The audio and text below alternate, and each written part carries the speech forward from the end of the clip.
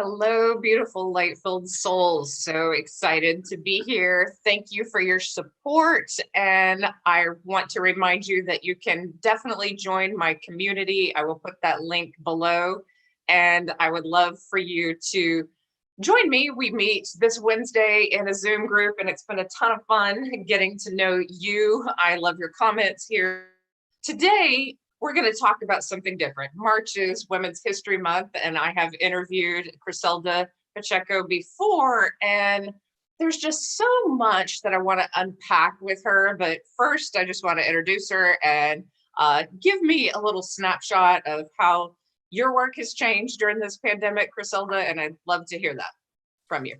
Okay, cool. Well, thanks for having me on your channel. Hello, everybody who loves Trisha Barker.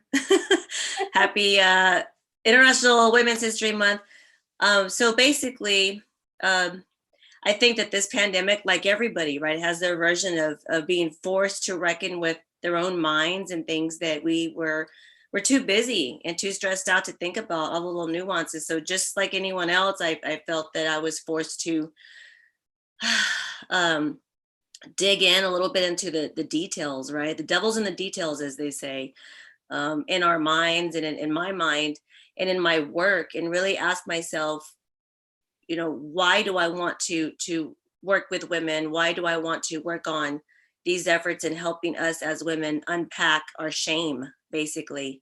So we get to the very root that's universal, right? Because all of us come in from different points of view, different upbringing, different culture, different, racial demographics, different ages, different opportunities, things like that. But ultimately, I think there's a universal truth, and so I think that, how did we all arrive at the same kind of common sense, the same wisdom? And so my deepest question was, am I really interested in what people know, or am I interested in how they came to know it? And so that is what opened up the deeper basement, you know what I mean, to really explore in my work and in myself. Yes, I love your Instagram page, so I'll also post that below. Okay. But one thing that hit me is I love this post to women, so I'm going to read it to you and ask you to unpack it a little. But okay, you say to us, dear women, you were never meant to compete with men. You are here to be sovereign in your own right. You are not meant to be worshipped because you were never meant to be dehumanized. No idols, no scapegoats. Breaking through the veils of amnesia will bring so much to the world. To fathom the true awakening of woman will be to fathom the rebirth of a great Tiamat to Phoenix and the remembrance of her true nature. That's just beautiful. Oh. What did you mean by that? Oh God, I feel, well, what I have come to see is a truth. And I always want to be real specific, because it's like, I'm not trying to say that where I'm coming from is the absolute truth for everyone. I'm saying that in my journey, what I have come to see as a truth is that women, that we in general have been turned into weapons. We have been weaponized to maintain a certain status of male supremacy in the world, which is patriarchy. Everybody hears about patriarchy. But what I'm saying is, I feel like sometimes it's even more controversial, because I'm saying, well, what is the root of that? And then so that forces us to land at religion. And so when I think about how much religion, has, especially Abrahamic religion in particular, and in particular Christianity, since Christianity is the religion that founded this country as we know it, right? That's why I'm specifically going to focus there. But how has religion forced us into an amnesia? What have we forgotten about our true nature? Because we're so busy as women working on the performance of goodness, the performance of something that's angelic versus demonic. What does that mean? What does that even mean? You know what I mean? Where it's like evil and good, and so we're forced to, if we don't do these things, then we'll be casted out in shame. And one of the things that you say that resonates with me is sometimes the people who appear to be the most godly or the most good abuse kids and have this false sense of morality. And, I've seen beneath that surface and written about it and talked about it. And nothing hurts worse than for someone to present themselves as godly and angelic and yet have so much stuff that they need to work through. And so a lot of us become rebellious because of that. But Right. then where's the healing? Where's the healing in all of that? Well, see, the road to freedom is a very uncomfortable road, and it's forcing us to not run away from our triggers, but to run to them, you know, and dare to look them in the eye, and then dare to have a conversation and ask the trigger, well, what do you feel like? Who are you? And now we're entering this realm of this deep primordial chaos, right? Because if we keep running from our pain, the pain grows and deepens. That's the irony of it, you know. Yes. That's the irony of trauma, is that I feel like I've gotten off I was thinking about something, and then did I answer your question? I want to make sure. You Okay. did. And I do want to talk about other things here too. We were talking in your post about the latest interview with Harry and Meghan, and Right. That's came right. up. And I want to start there because I think there's a lot that people may not understand about what you say, but maybe they do, of decolonizing the mind, decolonizing ourselves. What I got bored by was people either reacting extremely positive to the interview or extremely negative. It became polarized. There are people who said, "Oh my God, that's ridiculous. She's just a brat, and he's just a brat, and they're going to get divorced. He's going to run back to his family, and she's just got him by the balls." And there are other people that pointed out she's an actress, and there are other people that just thought it was the greatest thing ever. And I'm like, I'm somewhere in the middle. Can someone be in the middle? I think it's wonderful that Harry spoke out. I think it's wonderful that she told her truth. But am I overly impressed by them? No, they're just people. Right. This is what happens when we exist in a idol worship society. When celebrities are certainly an expression of how much we're attached to our idols, right? That this is what I mean about no idols, no scapegoats, because when we idolize somebody, we are also dehumanizing them, and eventually they will become the scapegoat. This is the pattern. It looks like when you look throughout history, everything we've done psychologically. So I think that all of these things can be true at once. And that's the hard part for a lot of people to reconcile, is like, you know what, maybe Meghan is a narcissistic person. I don't know if she is or isn't. I mean, she's got to be a little bit, because she's an actress, and it takes a little bit of that, doesn't it, to do that?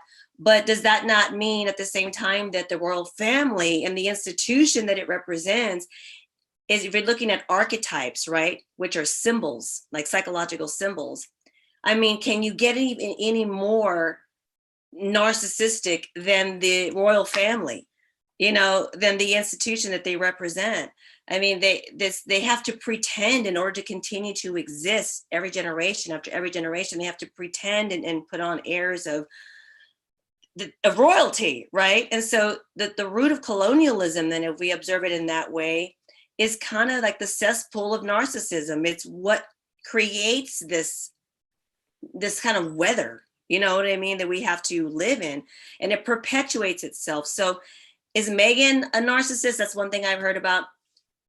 I don't know, maybe she is, maybe she isn't. I think everything's on a spectrum. But I think the greater question is this giant symbolism of the royal family as a emperor with no clothes, as the narcissist, like there it is. So if you're looking from here, you can see it there. If you're looking from here, you can see it there. You can look over here. It depends on from what angle you are observing this or anything else. Yeah, and you wrote, and I thought this was really well written, the exit from the royal family is a symbolic gesture of how one must cut ties with blood family. Sometimes it's a survivor of narcissistic abuse, bullying, and scapegoating who screams, "The emperor has no clothes." Consequently, they grow up to see the greater landscape of the truth and will be hated for it. The truth is universal. And I won't keep reading, but I'll let people find you on Instagram. And that post hit me because, yeah, so many people have left their families or have rebelled against their families for varying degrees and varying reasons of narcissistic abuse. And this is starting to be talked about more. But what's the healing? What you often get to, you want to get to the core and the truth and declutter the mind, as you say, or decolonize the mind, get to what is essentially truth. How do you think women and men begin to heal, but especially women, from narcissistic abuse? Well, they have to ask themselves the question I had to ask myself, and that is, what am I getting out of being abused? Allowing myself to remain abused. What am I getting in return? Everything comes at a price, right? There's an exchange for everything, whether we are consciously aware of it or not. What are we exchanging? Is saying, well, I'm putting up with this abuse because this, and this, right? The healing path to the healing is brutal honesty with a self.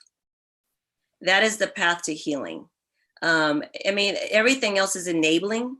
Everything else is coddling, and coddling is not compassion. I think that true compassion is absolute truth, naked, with no apologies, not just to somebody else, not somebody else just apologizing to you, but you apologizing to yourself for having lied to yourself.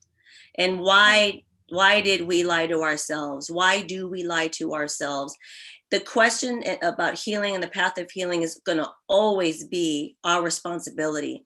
It's going to be us asking why and how I wound up here, wherever this is. And that's, there's no shortcut. Anything else is a bypass.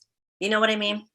Yeah, like it's a combination of, I think all of therapy sometimes can be boiled down to self-love and self-forgiveness, and then growth from that point, and accountability too, because a narcissist can never be accountable for their part. Like someone who's growing can go, oh, I was also abusive in this way, or oh, I was also, here's my darkness coming through, or oh, I was passive, I didn't use my voice to protect myself. There's so many things we can look back and go, all right, I need to grow.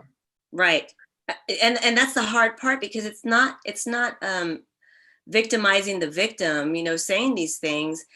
It's telling, at some point, those of us who have been victimized, we are the ones still, no matter how unfair it feels, it is unfair. Everything's unfair. Welcome to the real world, right? Whether we like it or not, here is the truth, and I think that is so hard. That's the part that's so hard for most people to grasp. We want to believe that the Disney, told us the truth. You know what I mean? and it lied to us too.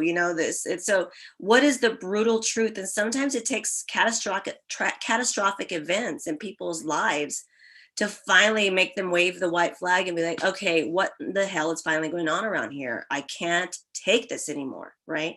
Yeah, a lot of times that's when people come to my channel, or they face life or death, or they face, what is this all about? The main question I get a lot is, why is this world so cruel and so brutal? Like people who have a near-death experience so much unconditional love, and we just feel bathed and protected, and our spirit feels free and loved. And then we come back here and it's traumatic and horrible and disappointing. And, the question I get all the time is, why is it so brutal? And what would be your answer to, why is there brutality in this world? Why is there so much that we see that we don't like?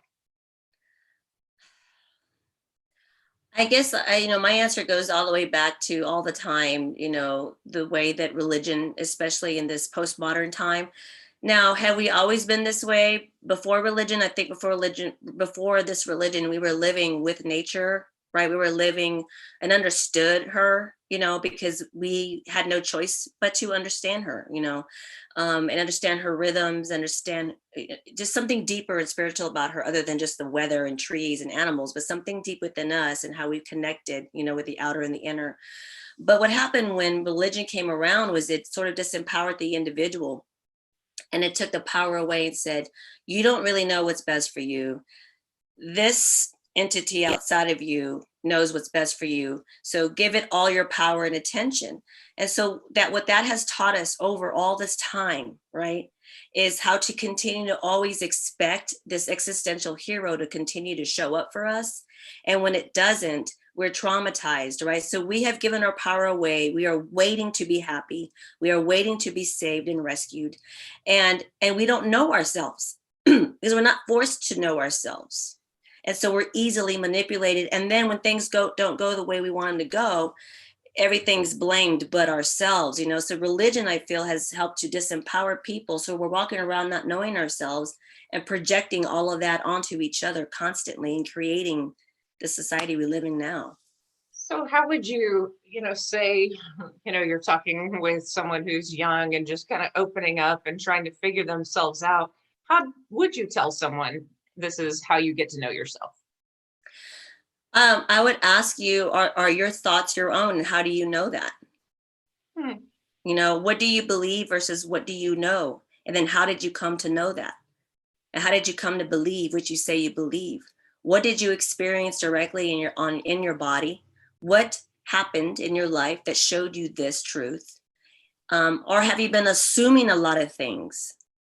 You know, do you ever question your assumptions? Do you ever have a moment where you realize, just because I think this is true doesn't mean it is the absolute truth?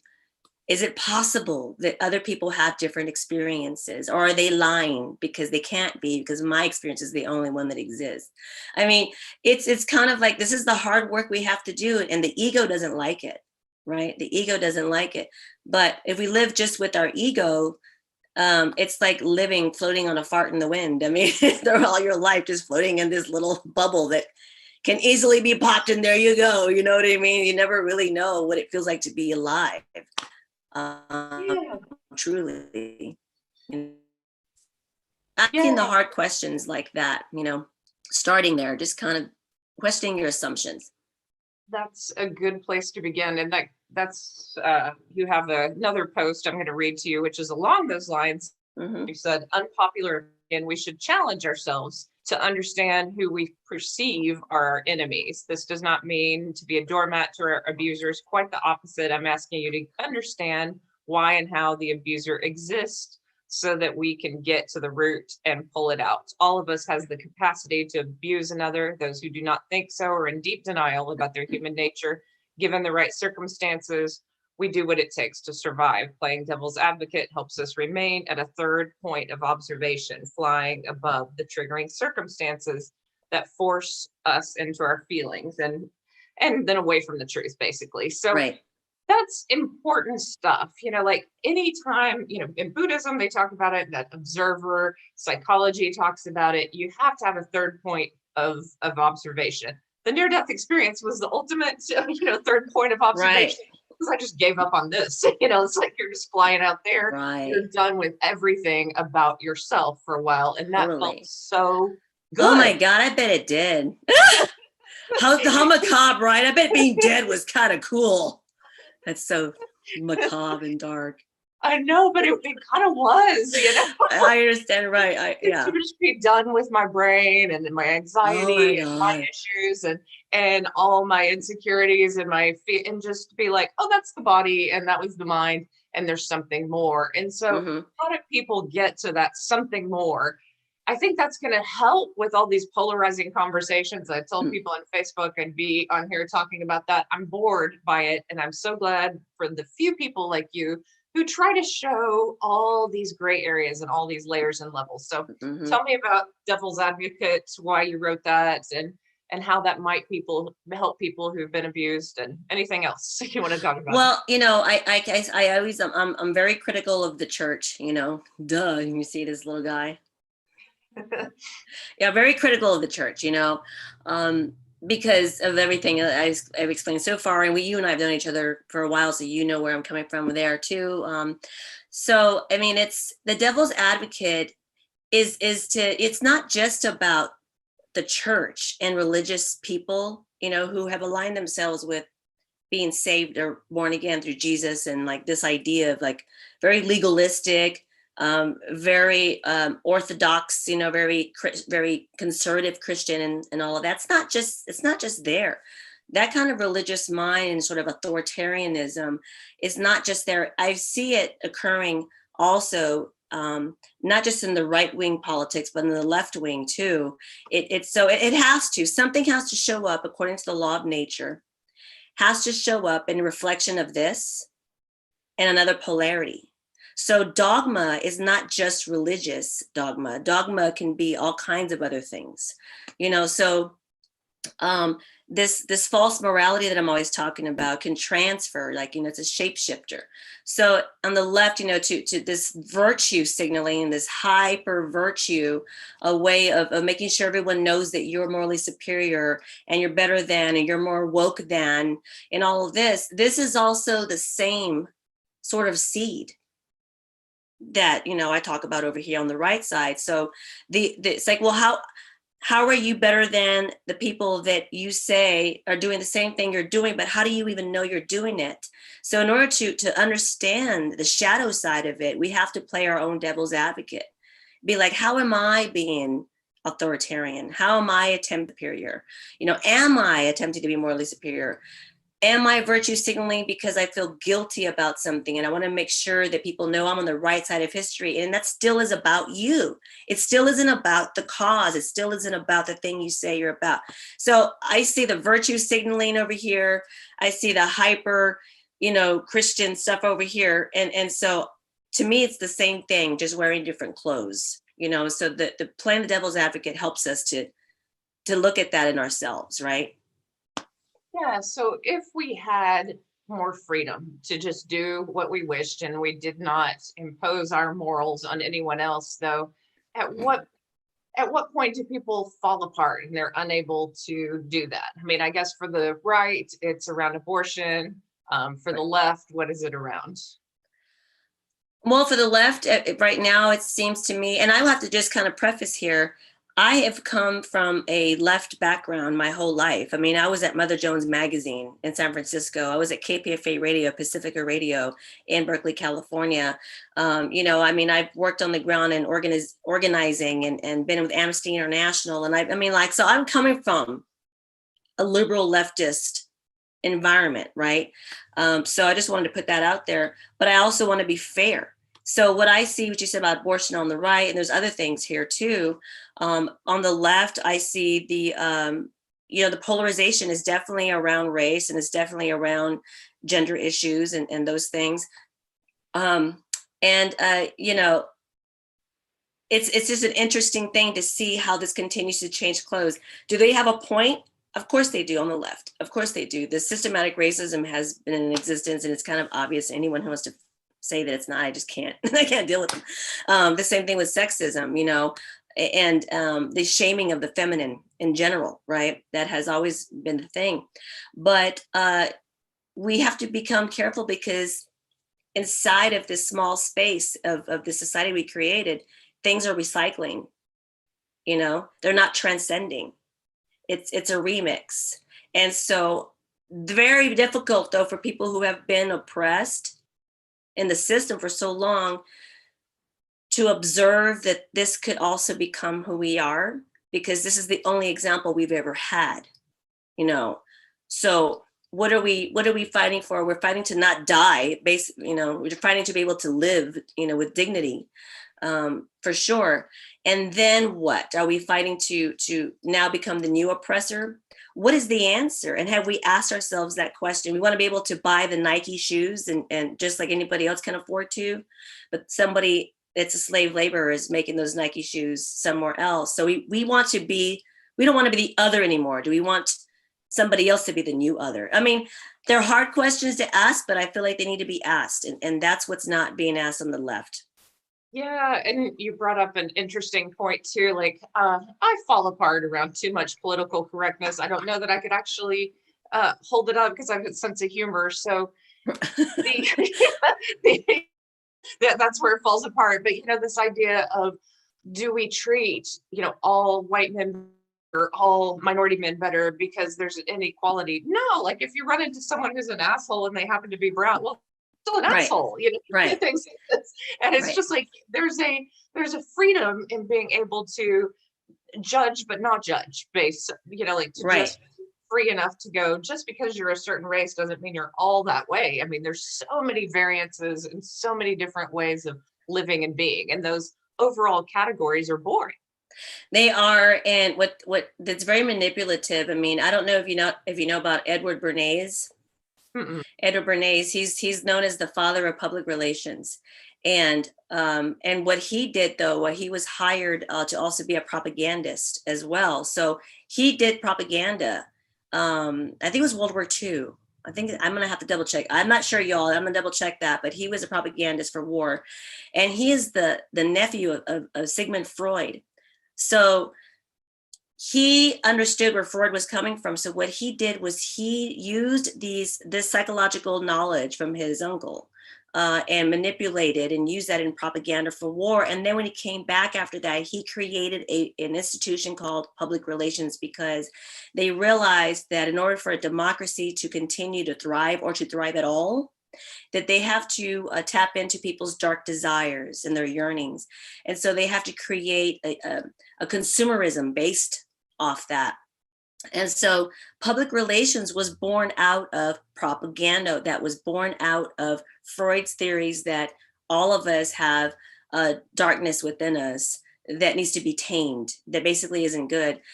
So understand that these implications are still here now. It has rippled, affected, or whatever. This has been, now this is the community, this is the society we're living in now. So we've all been manipulated, and these tactics continue to be used. It doesn't mean there isn't racism, there isn't misogyny, and there isn't classism, and there isn't all of these isms, right, or ableism and so on. It doesn't mean that those things aren't real, but they use that and turn them into weapons. So our public relations machine and all of the ways that we see this communicated is deeply rooted in manipulation as well. It doesn't help, And how it's are powerful. women, you said earlier that women are weaponized. What does that look like? How are we weaponized? So I'd love to hear more about that. Well, we're weaponized in very same kind of ways, that race is weaponized. I mean, it's, white American women, and I can only speak about American people, right? Because this is where I grew up, right?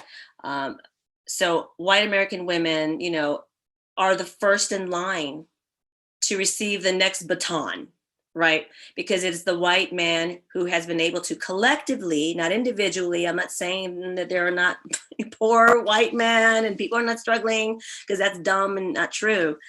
Collectively, the white man has been able to reach the top of Maslow's hierarchy of needs, right? Have you heard of Maslow's hierarchy of needs, the pyramid?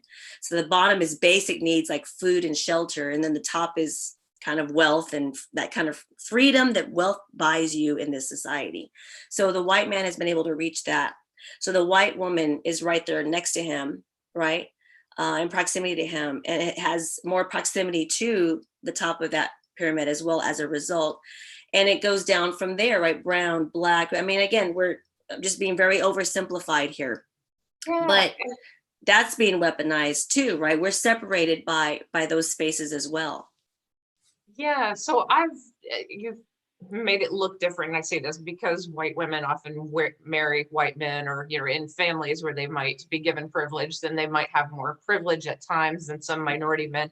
I've always felt like I was on equal grounds as maybe this more independent white woman with no connections to minority men. Like I feel like they won in some ways because they were men, or right, given higher responsibilities, right. Because they might have a family, even if they didn't have a family to provide for, versus me as a woman. And I felt like we were, like sometimes maybe I think there's a variance. I think there's a spectrum. And I think that if you had decided to have children and get married to a white man, then, then you'd have more of that going on too. It just depends on a lot of points of view.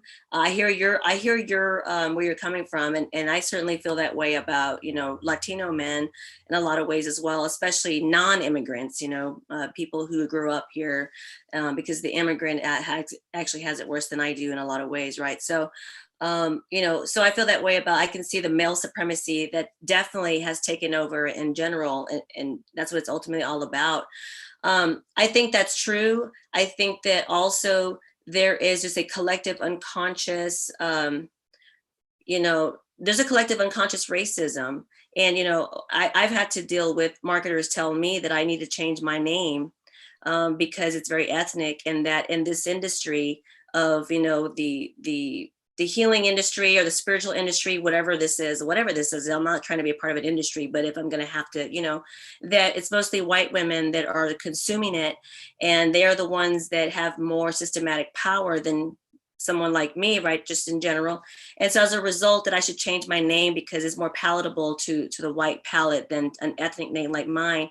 And she had numbers to back it up that that's true. So in that way, we are divided. In that way, you still, for instance, would have more access to privilege and opportunity just by the unconscious collective. You know what I'm saying? It's not necessarily individual, but it's an unconsciousness that's collective. And Malcolm Gladwell, I think, wrote about that in one of his books, whether it was Blink or one of the other ones, where just resumes were sent in with ethnic names, versus very white sounding names. And, the exact same thing on the resume, and they weren't seen if they had an ethnic name. Yeah, that's happened to me many times. And I've told you stories already about that. And I can't prove it, but I know that that's what happened because I was told by other people. But I can't prove it, so it's one of those things that how much has my name costed me, right? It's hard to really say.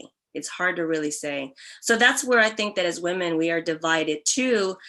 It's true, and then it's weaponized. It's true, and then it's weaponized, so it's hard to wrap our minds around that all these things could be true at once.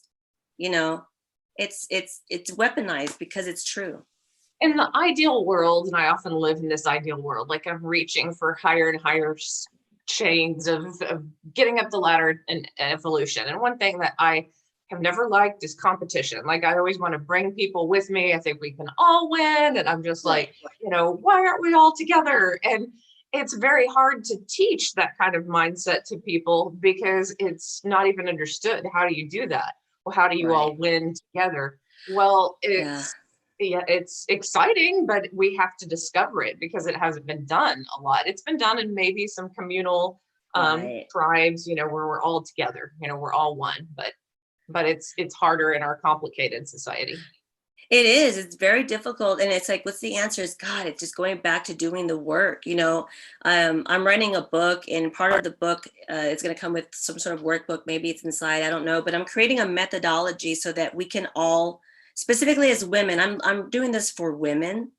I think that, men will learn a lot, but my heart is drawn to answer all the questions you're asking, and what is a practical way of making this union or this reconnecting, and having a sincere understanding of each other so that we can break down the chains and break the chains. And so I'm creating a methodology that can be practiced on a daily basis that can help us hopefully do what it is that you're suggesting that is possible, which I know is possible, but we have to be willing to do the inner work and ask ourselves, what are we perpetuating that's painful? And we don't know it because we don't know ourselves. Yeah. So here's a question from someone online, actually. And cool. This person is asking, hi, do you have any advice for harnessing our higher selves, for healing our bodies and minds, particularly when modern medicine as well as alternative therapies haven't helped? So that you got cut off a little bit at the very beginning. So tell me one more time. So do you have any advice for harnessing your higher self, for healing your body and mind when modern medicine and alternative medicine aren't working? So I think that I think it takes a lot of modalities at once. It's kind of like a dance. And again, I will always go back to self-knowledge and the path of self-knowledge, because if you know yourself and why you do the things you do, why you eat the things you eat, why you don't eat the things you don't eat, whatever it is you do with your body or not do with your body, why, and you become so acutely intimate with the answers, that you answer your own questions. And then so you're going down a path of self-knowledge, right? First. And then I think that you can integrate all kinds of other healing modalities, but I feel like the self-knowledge path is the number one. That's how I've been able to heal myself, as well. I mean, I have dealt with some sickness the past several years, and I had to become aware of my own patterns and things that I wasn't doing or doing. So, I mean, I always go back to the self, me, Trisha, I just, what are you doing every day? What are you allowing to take from you? What are you giving that you wish you were not giving? What are you saying that you wish you weren't saying? What do you want to say that you're not saying? You know, it's not just about what you're doing, but what you're not doing. It's the not part of it that is also just as valuable, if not more. You know, I don't know if that answers your question, but Yeah, I think it does. And it leads me to this place too, where I look at healing on all these different layers. And, sometimes you have to do exactly what you don't want to do. And I'll use an example for myself. I never wanted to do yoga, thought it was ridiculous. I'd rather go ride a bike or walk or yeah, run. right. Yoga, I'm like, oh, yawn. Like Mhm. I want exercise to be different. I started doing it during the pandemic, and my chronic pain has pretty much gone away if I do it every day. And, and I'm like, okay, great. The very thing that I've been avoiding is the very answer to my healing. Right, right. Sometimes It's it's just about, true, right? I mean, it's a very sensitive question too, right? Because there's so many other questions I have first for this person that I don't know the answers to. But the first thing is like, like what that's a really perfect example. There are things that I need to be doing every day with my body that I'm not doing because I'm trying to break my own bad habits, as well. But you have to know what they are. So it's not just staying in your mind. You're going to have to now manifest it in an action that your body takes after that. yeah. And I get her point that modern medicine just addresses the Oh basic yeah, right. physical, and alternative medicine. Sometimes we don't know what we're doing. Like we don't know how to get to the root of Right. what to do. Like all I needed to do was yoga. Right, That's and there it. it was the whole time. You just like, oh my god, the same for me was it's Tai Chi. Oh, I started to do Tai Chi. I didn't want to do that for a while because I thought, oh my, am I going to do it? I'm going to be like, people are going to think I'm like trying to be Mr. Miyagi or like trying to be outside. And who cares what people think? Who cares? You know what? I'll just do it really dramatically just to make it worse, just to really freak them out. For me, Tai Chi, I was a dancer for a long time and I haven't done that in a while. And so I needed to do something with my body. I didn't realize how much I needed that in my life until it was gone. Right. So Tai Chi for me feels like I'm able to move the energy around. And it really does cultivate like a tornado within. You start to become a song. It's a rhythm and it's beautiful. And I never would have thought that. My husband didn't recommend it. So as far as something like that, Tai Chi and also going to acupuncture has been helping me too. yeah. That has It's been powerful. I keep telling people it's an individual journey because what Hmm. helps me may not help Right. someone else, and what helps someone else, and yeah, Right. the very thing that's super popular did end up helping me. And so I Right. was too cool for yoga, but oh no, I'm not too cool for yoga. Right now you're like, I'm too uh-oh, cool for yeah, Tai I guess this is working for me. But that's the thing about self-knowledge, and you have to know yourself in order to know what that is. And then you have a right to practice, like try different things out and see what fits, but you have to ask yourself those questions, And first. I want to come back to a post of yours that says this country does not promote diversity; it promotes hegemony. Please understand this. Could you break that down for me and anyone listening? Right. So hegemony is sort of the dominant culture. Everyone talks about how the United States is a melting pot. Well, in a way, it's true that it is a melting pot. So hegemony is sort of that's something that's come up, created um, a long time ago by what's his name? Antonio Gramsci is the first person to come up with it, and you're gonna look him up and be like, he was a Marxist. He kind of was, but it doesn't mean that what he didn't see wasn't valid. Again, here we are, right? You'd have to pick sides, or can you look at all these truths and put them together, right? It's not saying I'm a Marxist or that this is what you should do. I'm just saying there's some valuable information there. And he came up to see that, what hegemony is basically is the melting pot of a lot of diverse people that have to sort of assimilate into this dominant culture, right? And when we look at the dominant culture of what built this country, what is it? It's very white, it's very male, it's very Christian, very straight, all these things, right? And very hyper capitalists, these are all true. They're just true. I'm not saying it's good or bad. I'm saying this is what happened, right? As a result, they built the society and built the culture. They created the rules around building it, at least, and then other people were used to literally build it. But as a result, this is the culture we have cultivated. It's a culture of consumerism as well. So if you are a brown woman, brown man, black woman, the more that your values start to align with the values of consumerism, the values of hypercapitalism, the values of materialism, the values of Christianity, and all these things, the more that, even though you're not white, the more you're adopting the values of that hegemony. So there really isn't a true diversity then, is there? It's optics. It's not true diversity. That's what I mean by that comment. And what would true diversity look like? Would that, to me, that would be including people who think very differently from one another, but completely respect one another. People who don't infringe on each other's rights and give a certain amount of freedom and unconditional love, but they just live life in their own way apart from one another in respect. So like, that's the world I'm dreaming of. Yeah, I know. And it's like a good idea, but is it going to be realistic? Is it really truly? If that's the case, I would imagine that we would need pockets of people living that way, Yeah. And some people would say the difference between segregation and self-segregation is that segregation is what's imposed on you from the boot of authority, right? Of hegemony, of hegemonic authority. So that's segregation. But if we wanted self-segregation, I know a lot of, for instance, feminists, super hardcore feminists who believe in segregation of women apart from not living with any men at all. They don't want to be around men. They don't want them in their homes. They don't want them in their neighborhoods. They don't want them in their lives. And they're creating communities of just women. And so that's self-segregation, right?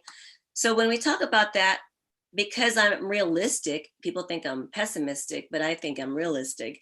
That is, well, if we want true diversity, it's going to probably have to be pockets, like people here, pockets of people there, pockets of people there. Because when we start to intermingle is where it looks like a lot of the issues come from, because this belief system says that this belief system is evil. And how can this belief system that's supposedly evil to them be living in peace next to them if they think they're evil? So it's like, how can that happen? I know that I see that maybe it can't, but I think I exist on this, I really do, spiritually, like on this realm above that. Like, that's why when you're too far ahead of your time, no one's going to understand you. It's like you want to be just a tiny bit ahead of your time, not a whole lot. Then you start sounding like some alien, like, hey, we just need to forget science and we need to forget religion. We all need to just vibe up here and love, y'all. And people look at that like nuts. And that whole discussion. Right. Yeah, that whole discussion. Right.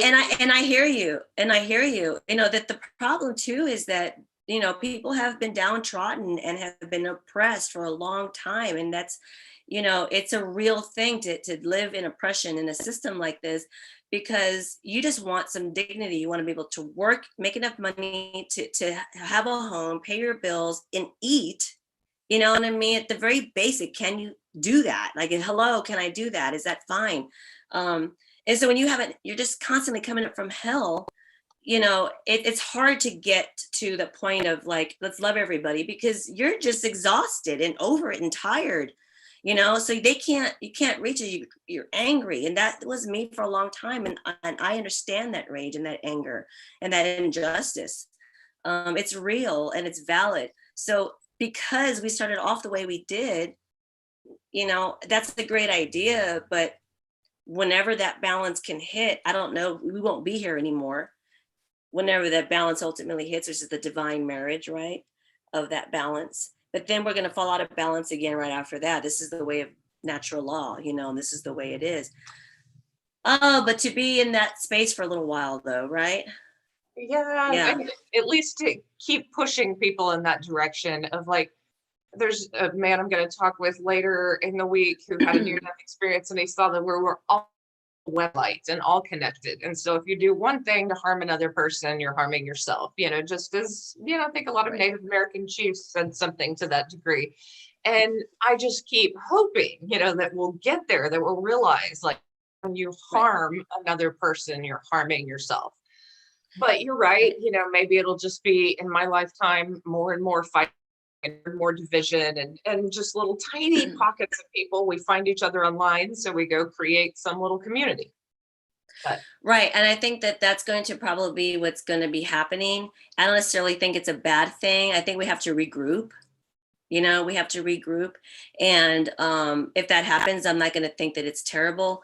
It's like everything, all of this is almost like a laboratory. And we have to regroup back into our most pure substances in order to then go back in and create a new elixir, So it's almost like this whole experience of humans is it's an experiment from some great alchemist or something, right? Is it a cosmic cruelty, or it just depends on where you're coming from, if it's cruel or interesting or not.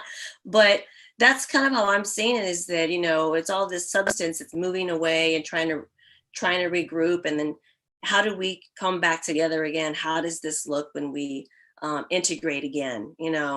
Is it poison? Is it medicine? And we're living in the time where this is ultimately the disillusionment of the process of alchemy is occurring in the collective.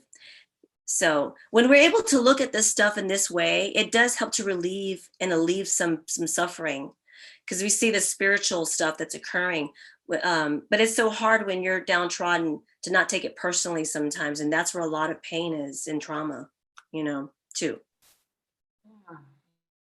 So there's another term that you use a lot in some of your posts, and I just want to break it down.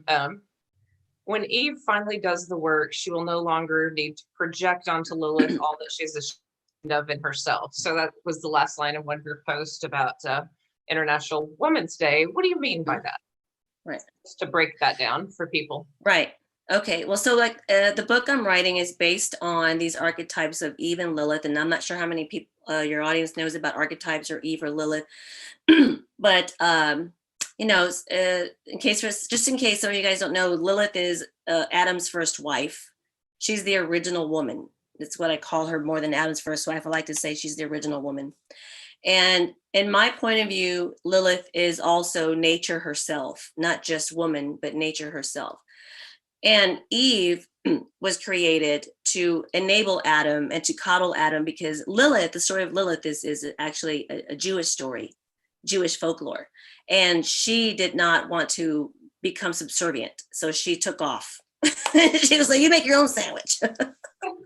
You make your own sandwich. I'm not here for you. I'm here with you, dude. You know what I'm saying? Like, I'm here with you. It's all about you. But he didn't like that, so she left. And then God made Eve, which will make him his sandwich, basically. And so when we look at the feminine principle, there's a masculine principle and a feminine principle. We can see that, at least I began to see, that the spiritual war was truly happening in the feminine, not in the masculine, which a lot of people are like, what? Men fighting, men create war. But it's because of the split that's hidden, that's hidden there between Eve and Lilith, the fight between the Madonna whore. Because we are weaponized as women, right? We were conquered. We're the first colonized people on the planet were women, And so we have been conquered and divided in that way between the Madonna whore. And there's all the spectrum, and that's what my book will kind of flesh out as well. So when Eve, the colonized woman, does the inner work of decolonization, in other words, lose your religion, do you realize that you're operating off of fear of shame, basically? How much have you been operating off of the fear of shame that has impacted your decisions in your life to be this or not do that? You see, how much of that is in us is my question. And to remove that and to decolonize ourselves from that and heal ourselves from the colonization is to return to Lilith, return to your most natural state of understanding who you are, naked and unashamed. You don't have to be ashamed about anything. You just don't. And it's a shock for a lot of women to hear that. So some ways that women are shamed, and I talk a little bit about this, is, a man might say to a woman, if oh, you should certainly slept with a lot of people. You're a whore, or, you're kind of in a joking way, or you're so demanding, you're a bitch. When in truth, maybe that man has slept with far more people and he's far more cruel, but she's called these names. And I'm like, wait, this is strange. Right. That's just one example, but can you unpack like more of that? Oh, about how men, feel like they have the right to tell a woman. That's another way. That's one of the most obvious ways to shame women, is using clearly sex in their sexuality, right? Yeah, I mean, so oh God, I came up with this phrase, as you know, called pussy reparations, uh, because the truth is, it's I feel what's at the root of that desire to control women through shame and through shaming their sexuality. What is at the root of it is envy. I think that any man or any men who immediately go to that kind of behavior and that kind of treating women like that and saying that to women, they have certainly not been in touch with their inner envy of the feminine, their fear of the feminine. They're jealous. And so it's funny that Freud came up with penis envy. I think that was a projection in of itself. I really think that it's pussy envy. I think it's cunt envy. And the word cunt, I'm going to say it, is not even, that's a very sacred word. It means a deep inner knowing. So anyone out there who's shocked by hearing that word, if you went and actually Googled it and looked for the etymology of the word cunt, you're going to find that that is the only word that exists in the English language that describes the holistic whole system of the female, that has nothing to do with giving birth. For instance, the word vagina, the etymology of that word means sheath for a sword. So it's still about the sword. It's not even about, you see, it's about the pathway to make babies. So the word cunt is like the sexual sovereign woman who doesn't need to have that just to have babies. She can actually receive pleasure too. And that really angers, that really angers a lot of people, and I think the reason it does, it triggers like a deep, old, ancient something within that line of the male, that feels castrated. And all of a sudden the woman can just be sovereign, how is he needed then? And it makes him feel that way. Am I saying that every man? I'm saying no. I'm saying this collective psychological space. It's really interesting stuff. Yeah, it is. And a question that comes up when I think about this is, so what's the healing between, what's the bridge? How do we Right. help people understand, and how do we see, our oversensitivity at times, or we have the right to be angry? Like, where Right. is the truth in all of this? Right. I mean, again, it's one of those things that if people are not willing, or if they're just not willing to question from where they have been coming from, their whole lives, and what they think is right or wrong, or holy or unholy, or sacred or not sacred, if they're not willing to question the very roots of why they think these things, then there's going to be no healing. There's just no healing. Everything else is just rhetoric and bypass. There's no real work being done. And so the only person that can do it is the one listening. And if they want to reject right away because it triggers them, then there's going to be no healing.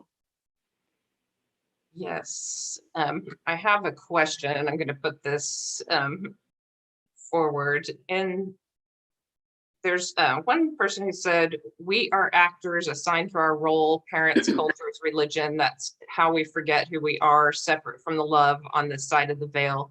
The need for acceptance and love pushes us into, our different ways of being. Right. It's true. There's the side of the veils. And I really like that phrase, because we are living outside the veil here. The light, to me, in society is the false light. It's not the light of the sun. How can it be a true light? It's cultivated. It's not, it's like Walmart light, it's not the light of the sun. On the other side of the veil, where the primordial chaos lives, that's raw truth. It's raw material, right? That's chaos. And that's the feminine, the hidden, the darkness. And this is what people are afraid of in their minds, right? Collectively, it's evil. You shouldn't go there. Don't go to the other side of the veil. But that's where unbridled, unapologetic truth is. The sun does not need our permission to rise every day. It does not, is it politically correct or not? I mean, the moon and the water and the tide, it is what it is, right? And so is on the other side of the veil is the truth. When it's filtered outside over here is where it becomes, profaned, honestly. You know, what's interesting is so many near-death experiencers are told, remind them to go to nature. You know, that was my exact phrase. And others are just shown beautiful parts of nature and said, you need to do more of this. Why do you think in that transition, that spiritual transition, that's the main message we're bringing back to humanity, or one of the big ones? Right. Because, I mean, the truth is in nature. It's kind of when I had this epiphany myself, I was asking myself, well, like, oh, well, what the hell is truth? Because everybody has their truth. Everything's subjective truth, right? Like I said, where are you coming from, and why? And so when I thought about, well, what the hell is truth? Well, so far, nature is the only thing that has never lied to me. It is exactly what it says it is, and it is fulfilling its promise. Every day the sun rises, there's the moon in all its different phases. Here's the night, here's the day, here's the winter, here's the fall, here's the, here it is again. We can depend on that always. We take it for granted. It hides in plain sight. The truth hides in plain sight. So I want to know, well, then what is that? Because if I give an egg to a priest, and to a Muslim cleric, and to a Jewish rabbi, and told all three of them to throw it up in the air at the same time, and all three of them did, the egg's going to fall down for all three of them, even though all three of them are of different sects in the Abrahamic religion. So what it is must be the universal truth. Why did that egg fall? What law is that? And then that made me want to dig deeper and ask deeper questions and start the work of like, oh my God, this epiphany of awakening to nature is the truth. This is why I sell those shirts, nature's the truth. And I have this thing right here, nature's the truth. That's the phrase. And because it is, and we have been so colonized, and we're living in a colonized amnesia. We have forgotten our true nature, just like that person said. We're forced into roles to perform. And if you're performing, you're not being authentic. How are you going to be? You can't perform authenticity, you just are, And so if we start to perform too much, the performance becomes who we are. And then now what? We don't even remember that we've been performing. And this is part of the narcissism, Yeah. I was interviewed by a woman recently who was saying that she got more voiceover jobs when she didn't try to sound like a lady at Pier 1, but when she was like, hi, welcome to Pier 1, I'd like to. That's funny, right? Funny that so much of life works better when we don't try. Right. It does. When you're just, because you're following the muse, right? You're following the organic nature of yourself showing you the way, and you're surrendered to it. It's hard to be like that though in this world, to be fair, because in order to survive, you have to pretend. So it's really cruel, right? This is how you know that this side of the veil is profaned. It's profaned everything that's on the other side of the veil, and it's just what a conundrum we have found ourselves in, right? What a mess. Yeah, but the healing is often going to nature and getting really true to what you've been through, how you're going to heal it, how you're going to feel better. I remember feeling like a slaughtered lamb sometimes. Climb this mountain and I just lay up there and I've been through too much, I'm just roadkill, different parts of my 20s. And then I realized like nature in those moments was literally giving me strength, was the mountain saying, you can do this. Yes. Get up and go into your life down the hill. And there's so much healing in just being in nature and just being pure. Right, exactly. It's just to allow it to carry you and remind you, because it's basically, we're outside this grass, it's antiquity. The sky is ancient. And And so to turn to antiquity to help remind you of what the truth is, because it's always been there. Nothing about that has changed. Even if the weather changes and the landscape changes, it's only transforming into something else, but its own law can't be broken. It can't be broken. And so that gives me a lot of peace, knowing that something that consistent really does exist.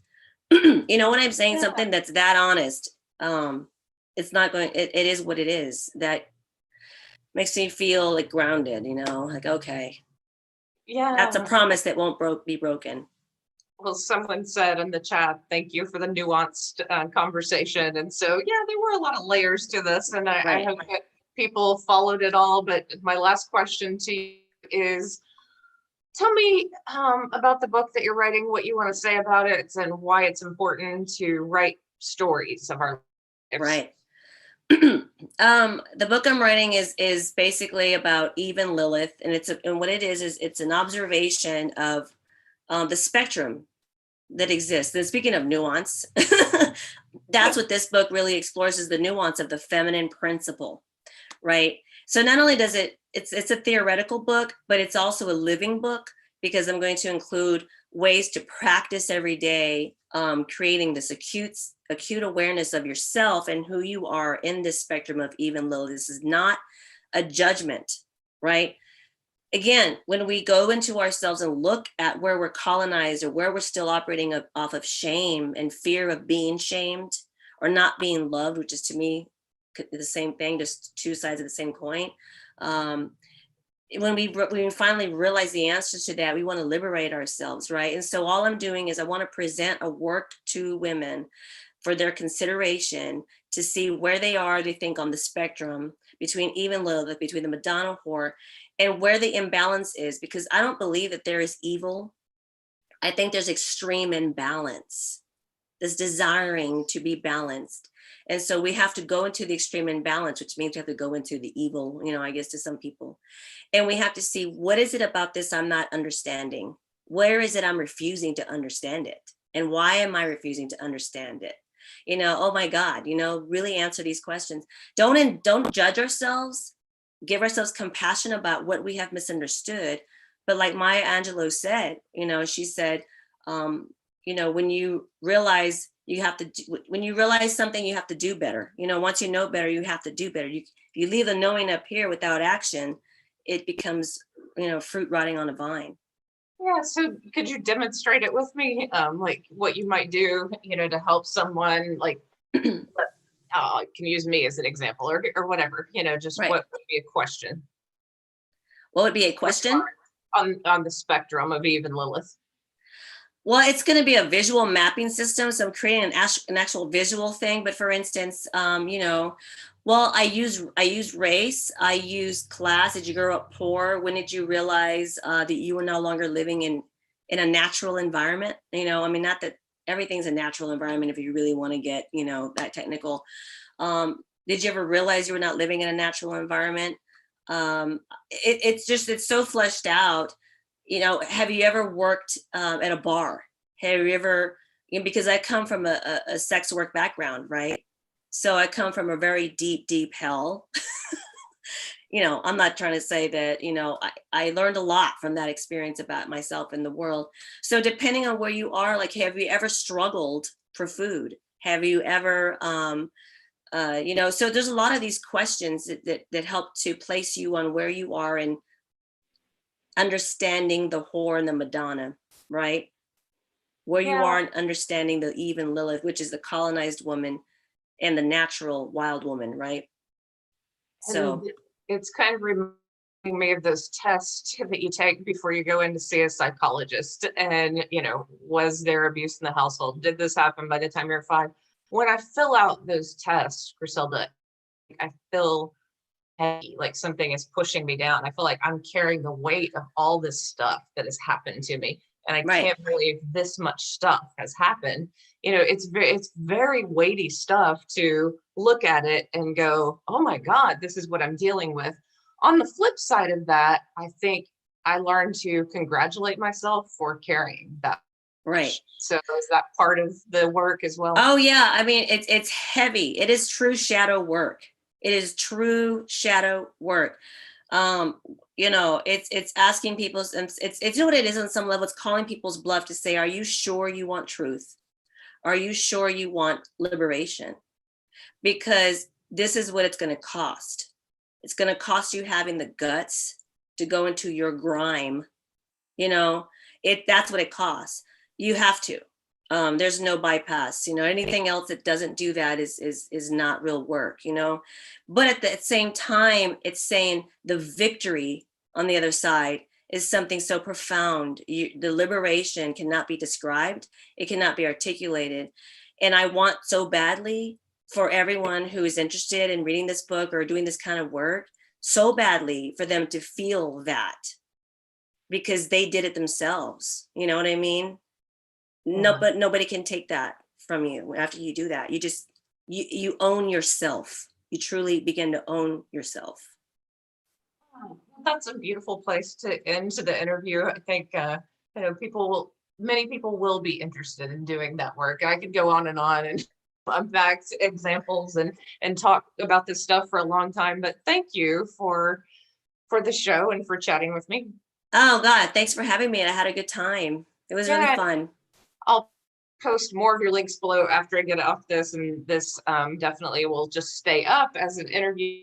But thank you to those who tuned in and those who will tune in later. And also this weekend, I'll be hosting two new speakers, Rob Gentile and also Kat Young. So go check out their videos and let me know if you have questions for me for these interviews. But thank you for all that you do. And you as well. Thank